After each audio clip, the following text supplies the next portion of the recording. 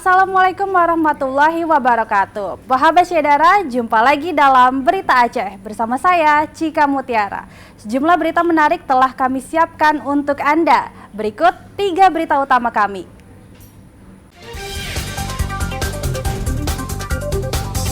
Jembatan gantung penghubung sejumlah desa di Kabupaten Pd Jaya ambruk usai diterjang arus deras air sungai.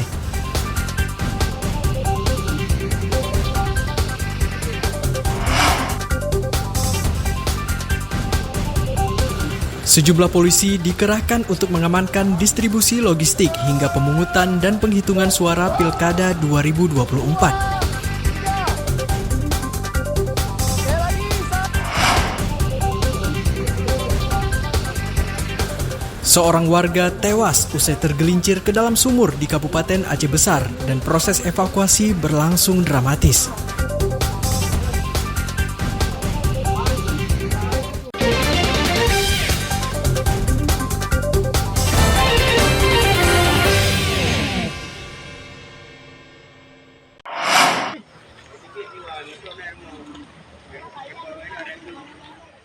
Jembatan gantung penghubung Desa Geteng, Kecamatan Merah 2, Kabupaten Pd Jaya ambruk usai dihantam arus deras air sungai. Jembatan tersebut ambruk ke dasar sungai sejak Sabtu lalu dan hingga kini belum ditangani sehingga aktivitas warga terganggu. Arus deras air sungai menghantam badan jembatan gantung akibat tergerus banjir. Debit air sungai yang terus meningkat akibat diguyur hujan menggerus pondasi jembatan hingga ambruk ke sungai. Jembatan gantung sepanjang 50 meter ini merupakan akses penting bagi warga desa Manyangcut dengan Desa Geteng. Warga terutama para pelajar selama ini memanfaatkan jembatan tersebut karena jarak tempuh yang lebih dekat. Sangat kami harapkan, Pak, karena di sini, Pak, ini hubungan sangat vital, Pak. Satu-satunya alat transportasi, Pak. Iya, ini baik anak-anak sekolah dari desa sebelah dan kemari dan dari ini juga ke sebelah. Sekolah juga ini masih kecil-kecil. Kemudian ada TPA di sini, Pak, ruang pengajian. Kemudian para pegawai juga dari sini, Pak, ke catering. Dari sini juga umumnya. Sebelum jembatan ambruk, banjir melanda daerah itu dengan ketinggian banjir mencapai 1 hingga 1,5 meter. Banjir terparah terjadi di Kecamatan Merah 2. Anggota DPR RI Ruslan Daud yang meninjau lokasi jembatan gantung yang ambruk mendesak agar pemerintah Kabupaten Pd Jaya segera memperbaiki jembatan yang putus. Yang namanya adalah Kabalai. Saya pastikan Kabalai esok akan turun melihat secara seksama.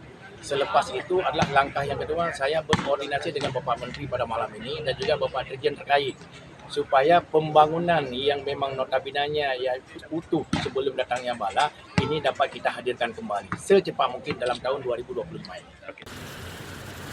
Ambruknya jembatan gantung menyebabkan transportasi antar desa putus total. Warga pun harus mencari jalan alternatif lain meski jaraknya cukup jauh dan membutuhkan waktu yang lama. Ramadan melaporkan dari Pd Jaya.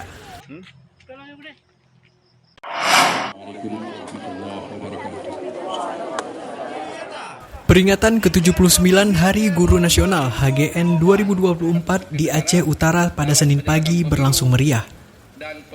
Kegiatan yang dipusatkan di lapangan upacara Pemkab Aceh Utara diwarnai berbagai penyerahan penghargaan serta beragam permainan.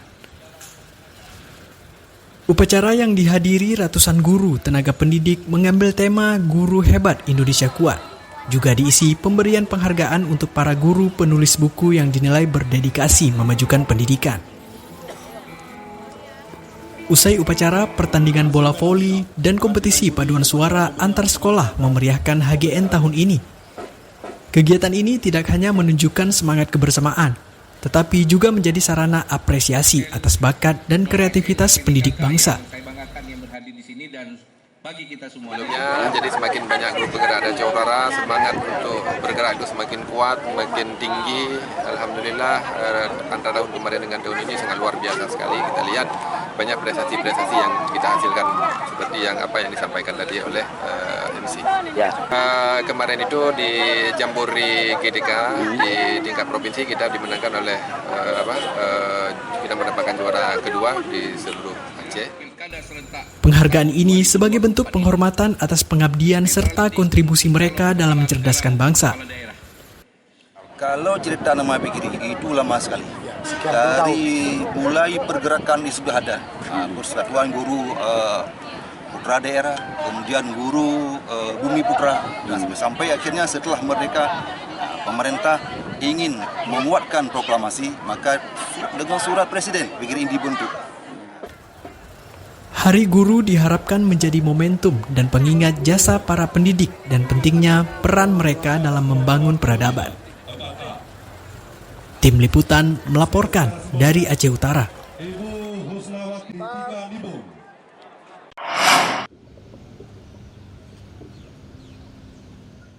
Ratusan personel gabungan Polda Aceh dikerahkan untuk pengamanan sejumlah TPS di Kota Langsa. Para petugas yang tergabung dalam operasi Mantap Praja Selawah 2024 secara resmi dilepas dalam apel pergeseran personel di lapangan Merdeka Langsa. Sebanyak 1.143 personel Polda Aceh dikerahkan untuk membantu 14 Polres yang tergabung dalam BKO pengamanan TPS Pilkada Serentak 2024. Mereka akan bertugas memastikan jalannya pilkada berlangsung aman dan tertib, serta bebas intimidasi. Hari ini kita akan memberangkatkan 1.143 personil BKO PAM TPS Pilkada Serentak 2024 ke 14 Polres di jajaran Polda Aceh. Para petugas keamanan ini akan mengawal dan mengamankan setiap TPS untuk memberi rasa aman kepada warga menggunakan hak pilihnya. Maimun Zir melaporkan dari Kota Langsa.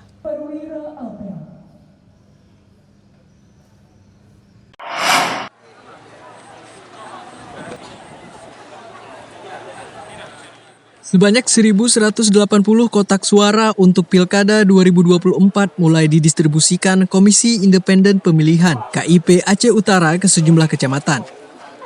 Kotak suara ini akan digunakan untuk pemungutan suara pemilihan pasangan calon bupati dan paslon gubernur tanggal 27 November 2024. Distribusi kotak suara ke 27 kecamatan di Kabupaten Aceh Utara untuk kebutuhan 691 TPS.